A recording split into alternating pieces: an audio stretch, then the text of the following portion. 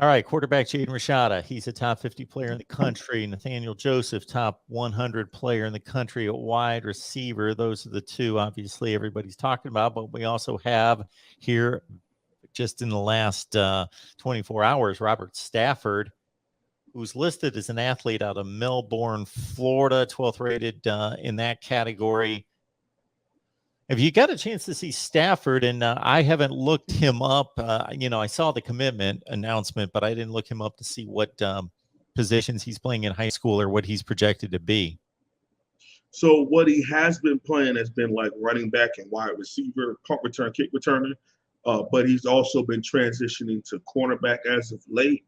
The conversation for what he's going to play at Miami or at the collegiate level, in my opinion, isn't even up to me. I'll just be honest with you. I trust this staff to figure out and put him in the right position. I think he'll be just fine at wide receiver as far as what he can bring to the table, but that's also our offensive coordinator. So he definitely had to put the check mark on not only offering him, but bringing him in. And they'll probably figure out what they want to do with him as a wide receiver. I like his film at wide receiver. I love his film at running back. He runs hard, like does not go down easy on contact, plays with high effort, running through tackles, extending for the end zone. Those are some of the things that I really like as his characteristic as a running back. But I know our running back room is really stacked, and it's going to get a little more stacked here pretty soon. But I think that him as a wide receiver prospect, pretty dang good. But I do know that there has been talks as far as the media on the University of Miami side of people who have been covering the program, that the talks of cornerback being in his immediate future. Okay. Folks Especially when excited our about assistant defensive backs coach, Demarcus Van Dyke, was the first person to tweet about him. So that might be a hint that he'll be playing defensive back here at Miami. So. Okay. Robert Stafford commits today. Nathaniel Joseph 2 days ago. Of course, the flip from Clemson. It was assumed by many that he would come to Miami because of obviously those ties there. But at the same time, he did take a trip to Louisville, but he makes the commitment at 5'8", 170. Yes. Now, let's be honest. You look at something like that and you're hoping that, I don't know if that guy should play here. Well, if that's your viewpoint, turn on the film. Turn on his film. This is a second opportunity that Miami would get at a Jeff Thomas kind of prospect. Yep. Electric in open space, easy at breaking tackles, plays very fluid and natural. And the way that he plays wide receiver and running back and returning all over the football field, the way that Ray Ray plays. So Ray Ray is his nickname out of Miami Edison.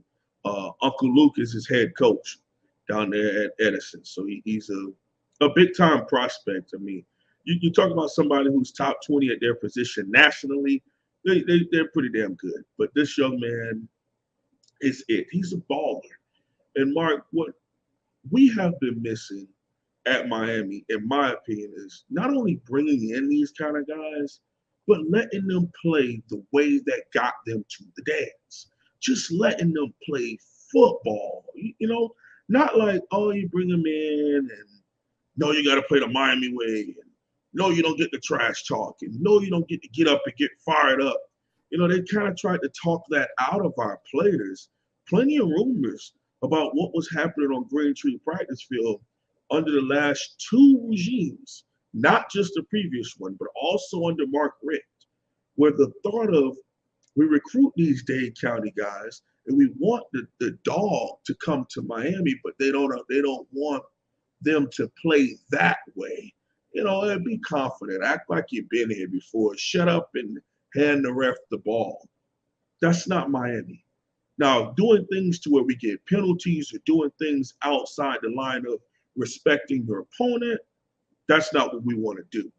But if you want to get fired up about making a big tackle, if you want to get fired up about a big first down or telling somebody they ain't going to be able to cover you all day long, that needs to be brought back.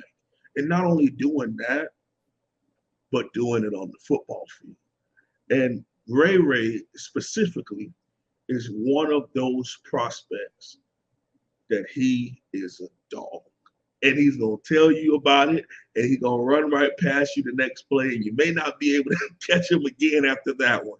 That's what we got to bring to the table, is these young men who know that they are Canes at heart, and they get a chance to come here and then play like a Cane. Stephen talks, Mark, of the previous staff not even answering his phone calls, ignoring the young man. He was going to go to a top 3 program in the country. But we, hometown team, his favorite team growing up, wouldn't even recruit him. Now, whether they want to talk about if he was too much of a dog, if they want to talk about the fact that he's too small, whatever their excuse was, you don't allow a prospect like this in your backyard at a feeder school like Miami Edison has been to the University of Miami over their time under former head coach Corey Bell, who was my head coach at American City High School. You need to be able to allow those guys to come in, and super excited about them. I don't want to damper or down talk, but that needs to be put out there, that they were not even recruiting this young man. And a couple rumors the reason why, but one of them was size. And that's sad because some of the best Miami receivers are sub 6 foot. And if you use the young men the right way, that doesn't matter, especially if you're talking about they have the speed and the big time playmaking ability that Ray has.